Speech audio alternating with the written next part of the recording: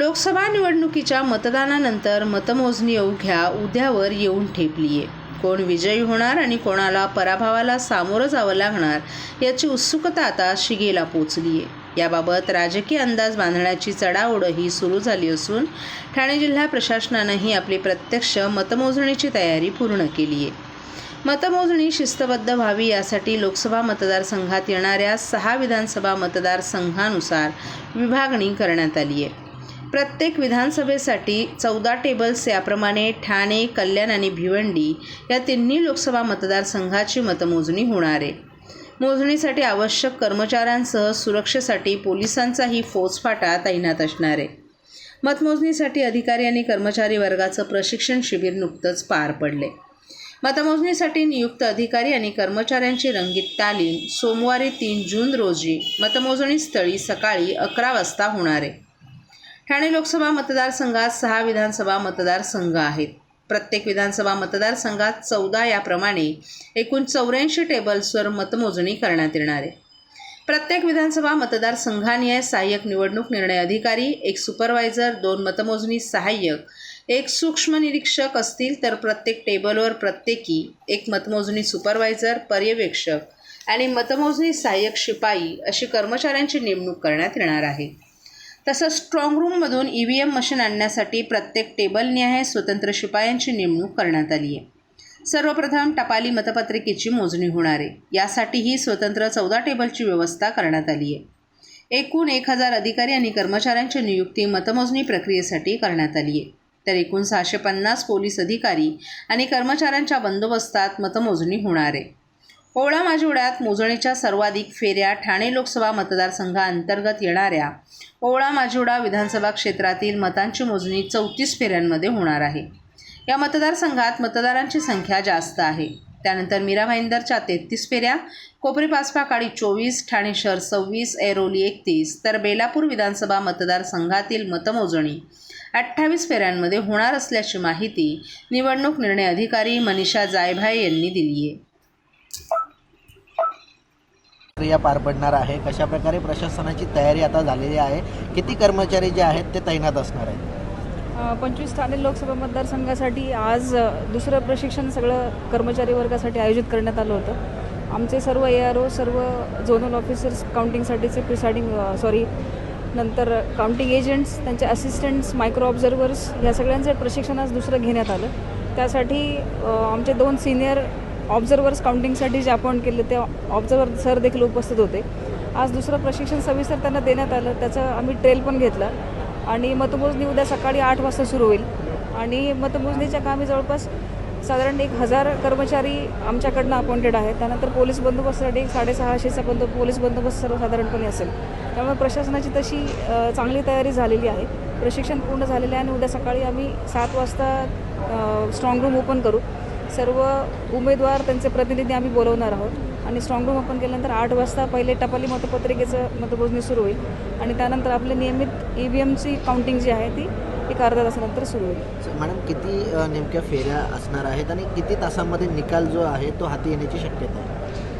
माझ्याकडचे जे मतदारसंघ आहेत असेंब्ली कॉन्स्टिट्युन्सीज, त्याच्यामध्ये ओवळा माजिवडा हा सगळ्यात मोठा बूथ संख्या असलेला मतदारसंघ आहे. त्याच्यामध्ये 466 माझे पोलिंग बूथ आहेत.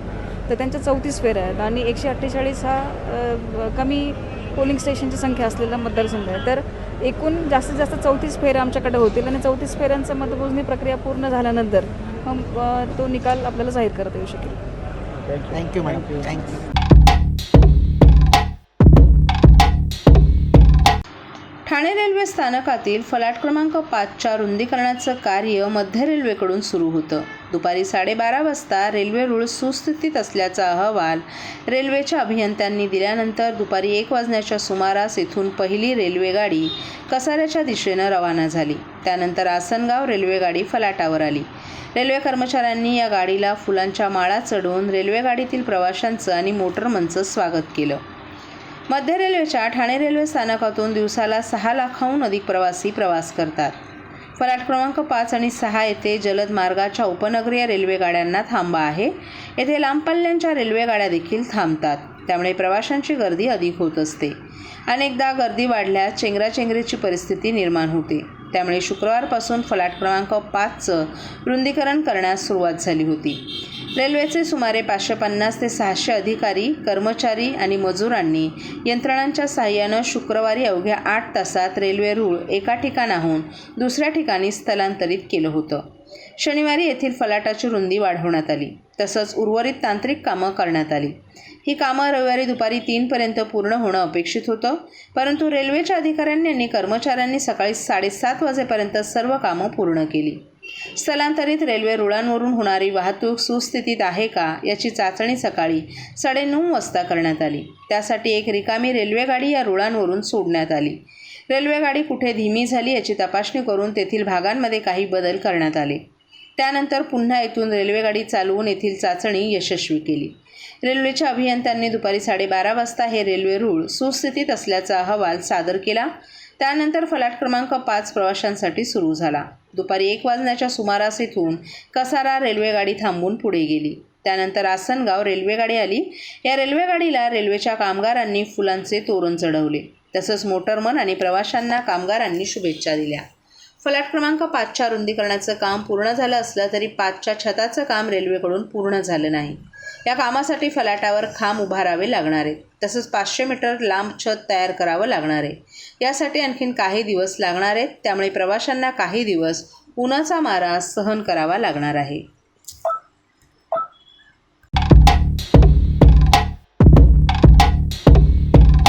सर्व नागरिकांना आवाहन करण्यात येत आहे की सध्या डासांमार्फत पसरणाऱ्या डेंग्यू या आजाराचा प्रसार रोखण्यासाठी प्रत्येकाने पुढील प्रमाणे कार्यवाही करावी. डेंग्यू आजार एडिस इजिप्ती हा डास चावल्याने होतो. या डासांची पैदास साचलेल्या किंवा साचवलेल्या स्वच्छ पाण्यामध्ये होते. 8 दिवसांपेक्षा जास्त दिवस पाणी उघडे व साचून राहिल्यास त्यात डास अंडी घालतात. अंड्यांच्या अळ्या तयार होऊन पुढे डास तयार होतात.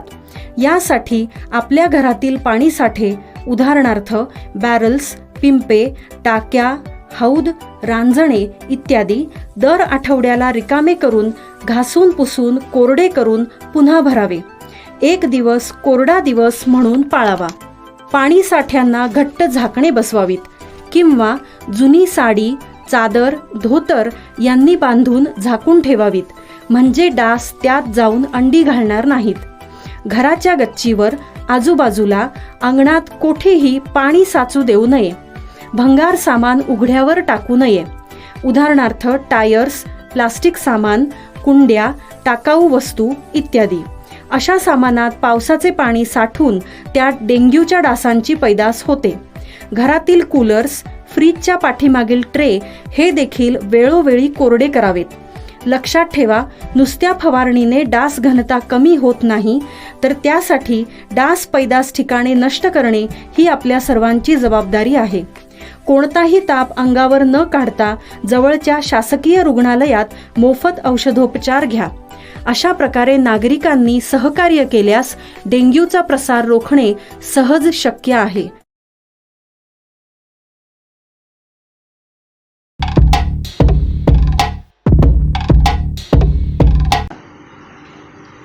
धनगर प्रतिष्ठान ठाणे जिल्हा आणि धनगर प्रतिष्ठान महिला मंडळ यांच्या वतीनं काल धनगर रत्न पुरस्कार सोहळ्याचं आयोजन करण्यात आलं होतं.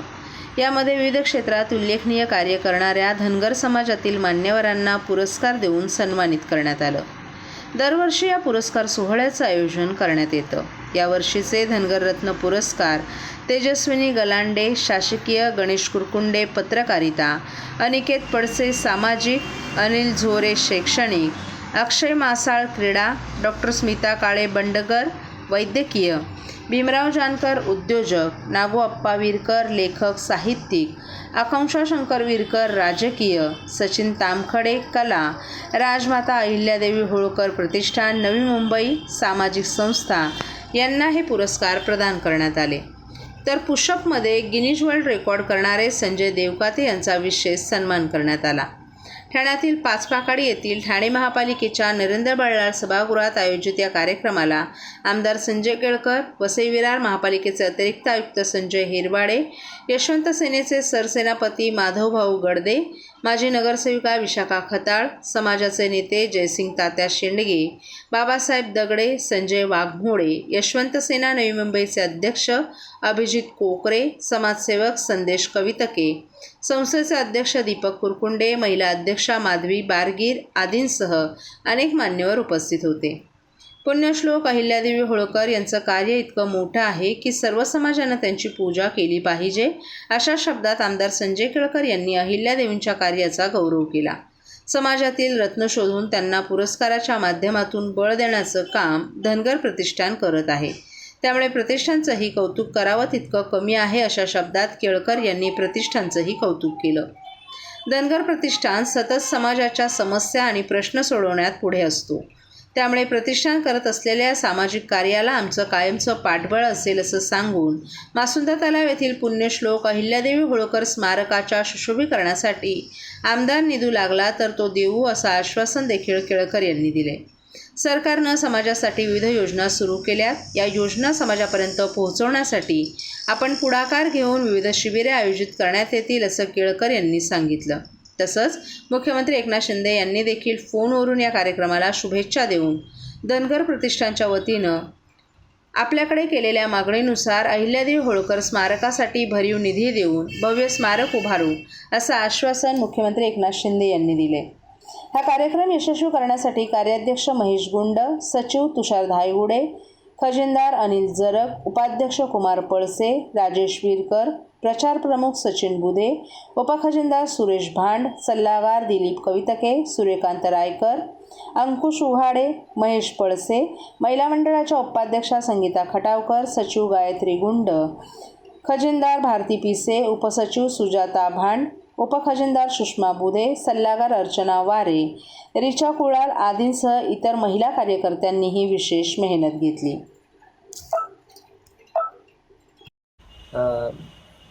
आपण दरवर्षी धनगरत्न पुरस्कार सोहळ्याचं आयोजन करतो. यंदाचं हे 13वे वर्ष आहे. आपण गेले 13 वर्षापासून या पुरस्कार सोहळा आयोजित करतो. समाजामध्ये भरपूर असे विविध मान्यवर जे विविध क्षेत्रामध्ये चांगलं काम करतात, त्यांना कुठेतरी प्रोत्साहन देण्याचा हेतू आमचा आहे आणि त्यासाठी आपण हा धनगरत्न पुरस्कार सुरू केलेला आहे. आज देखील आपण 11 जणांना हा पुरस्कार दिला. या कार्यक्रमाला आमदार संजय केळकर, वसई विरार महापालिकेचे अतिरिक्त आयुक्त संजय एरवाडे, समाजाचे नेते बाबासाहेब दगडे, संजय वाघमोडे, माजी नगरसेविका विशाखा खताळ, नवी मुंबईचे यशवंत सेनेचे जिल्हा प्रमुख अभिजित कोकरे आणि आमच्या महिला अध्यक्षा माधवी बारगीर या सर्व मान्यवरांच्या हस्ते हा आज पुरस्कार देऊन या सर्वांना सन्मानित करण्यात आला.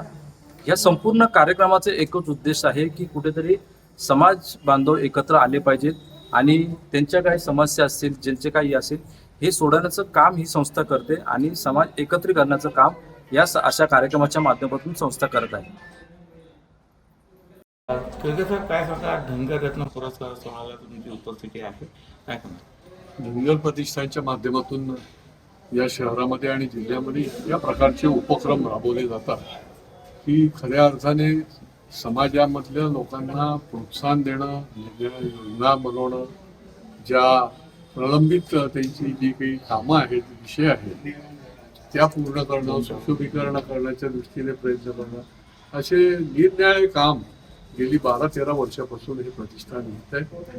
आणि आज जवळजवळ 11 लोकांना धनगर रत्न पुरस्कार देण्यात आला अहिल्यादेवी होळकर जयंतीच्या निमित्ताने. आणि त्या विविध क्षेत्रामधली ही सगळी मंडळी कर्तृत्ववान आहेत की ज्यांनी खरंच फार मोठं कार्य हे आपल्या आपल्या क्षेत्रात केलं आणि त्यांना प्रोत्साहन देण्याचं काम जे आहे ते प्रतिष्ठान करत आहे. मी त्यांचं अभिनंदन करतो आणि या कार्याला देखील, कारण की या शहरामध्ये देखील अहिल्यादेवींनी तर फार मोठं महान काम केलेलं आहे या देशामध्ये आणि त्यांचं स्मरण राहावं म्हणून निरनिराळ्या ठिकाणी जे पाठपुरावा करून धनगर प्रतिष्ठान काम करत आहे. मग पुण्यश्लोक अहिल्यादेवींचं नाव घाटाला देणं, त्यांचं जे स्मारक आहे त्यांचं सुशोभीकरण करणं, तर त्याच्याकरता त्यांच्याबरोबर मी देखील त्यांच्या पाठीशी आहे आणि योग्य वेळेला माझा आमदार निधी देखील त्यांच्या या कार्याला मी देणार आहे. कारण की अशा प्रकारचं काम जे आहे ते समाजामध्ये आवश्यक आहे. त्यांना या कामाबद्दल देखील मी शुभेच्छा देतो.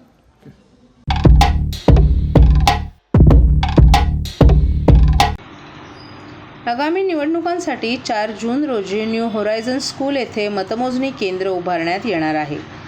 सुरक्षितता आणि सुव्यवस्था राखण्यासाठी ठाणे पोलीस विभागानं व्यापक बंदोबस्ताची तयारी केली आहे.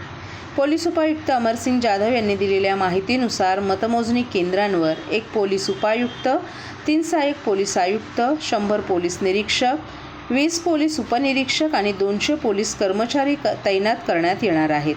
याशिवाय SRPF आणि CRPFच्या तुकडी प्रत्येकी 1 तुकडी बंदोबस्तासाठी तैनात करण्यात आली आहे. मतमोजणी केंद्राच्या सुरक्षेसाठी सर्व ठिकाणी CCTV कॅमेरे लावण्यात आले असून वाहतुकीचं नियोजन व्यवस्थित करण्यात आलं आहे. 3 वेगवेगळ्या मैदानात वेगवेगळ्या पर्यवेक्षकांच्या समर्थकांसाठी व्यवस्थाही करण्यात आली आहे, ज्यामुळे कोणताही गोंधळ होणार नाही. प्रत्येक पोलीस स्टेशन अंतर्गत योग्य तो पोलीस बंदोबस्त करण्यात आला आहे. पोलिसांच्या या कडक बंदोबस्तामुळे मतमोजणी प्रक्रिया सुरळीत आणि सुरक्षित पार पडण्याची खात्री आहे. सर, उद्या मतमोजणी आहे, निवडणूक यंत्रणा सज्ज झालेली आहे, त्याचप्रमाणे पोलीस यंत्रणा देखील सज्ज झालेली आहे. कशा प्रकारचा हा पोलीस बंदोबस्त संपूर्ण मतमोजणीच्या काळात दिसणार आहे? उद्या दिनांक 4 जून रोजी new horizon school Owala Majiwada police station कासारवडवलीच्या हद्दीमध्ये मतमोजणी केंद्र आहे. त्या अनुषंगानं पोलीस विभागातर्फे 1 पोलीस उपायुक्त, 3 सहाय्यक पोलीस आयुक्त, 10 पोलीस निरीक्षक, 20 पोलीस उपनिरीक्षक, 200 पोलीस कर्मचारी आणि सोबत 1 SRPF प्लाटून, 1 CRPF प्लाटून आणि 1 दंगल नियंत्रण पथक असा एकूण बंदोबस्त लावण्यात आलेला आहे. त्याचबरोबर CCTV सर्व परिसरामध्ये लावण्यात आले आहेत आणि वाहतुकीचं देखील नियोजन या ठिकाणी करण्यात आलेलं आहे. सर, उद्या मोठ्या प्रमाणात शक्ती प्रदर्शन देखील होऊ शकतं. त्यासाठी अपक्ष असतील, राजकीय असतील, विरोधक असतील, कार्यकर्त्यांची गर्दी या ठिकाणी होऊ नये यासाठी कसं नियोजन करण्यात आलं? त्या अनुषंगानं 3 वेगवेगळे मैदानं या ठिकाणी आरक्षित करून त्यांना ते अलॉट करण्यात आलेले आहेत. वेगवेगळ्या पक्षाला वेगवेगळं मैदान त्या ठिकाणी आरक्षित करण्यात आले आहे. त्यांचं पार्किंग वेगळं आहे, त्याचबरोबर त्यांचे येण्या जाण्याचे मार्ग देखील वेगळे आहेत आणि त्या ठिकाणी अनाऊन्समेंट PA सिस्टम देखील लावण्यात आलेली आहे. अनेक वेळा गोंधळ उडतो, टेक्निकल इश्यू होतो, त्यामुळे कुठे ना कुठे या ठिकाणी कार्यकर्त्यांमध्ये रोष दिसून येतो आपल्याला. तर टेक्निकल कुठल्याही गोष्टी प्रॉब्लेम होऊ नयेसाठी देखील यंत्रणा लागल्यानंतर हुल्लडबाजी होऊ नये यासाठी काय? त्या अनुषंगाने प्रत्येक पोलीस स्टेशनच्या हद्दीमध्ये आम्ही फिक्स पॉईंट, त्याचबरोबर विजिबल पोलिसिंग, पेट्रोलिंग वगैरे अनुषंगाने योग्य तो बंदोबस्त लावण्यात आलेला आहे. कार्यकर्ते असतील, नागरिक असतील, त्यांना काय आव्हान काय कराल की उद्याच मतमोजणी आहे आणि शांततेत पार पडेल? उद्याचा जो मतमोजणी बंदोबस्त आहे त्या अनुषंगाने सर्व नागरिकांना देखील आवाहन करण्यात येते की कुठल्याही अफवांवर विश्वास ठेवू नये. आपल्याला काही शंका किंवा कुशंका असतील तर त्या अनुषंगाने संबंधित विभागाशी आपण संपर्क करावा. सर, हिंदी शॉर्टमध्ये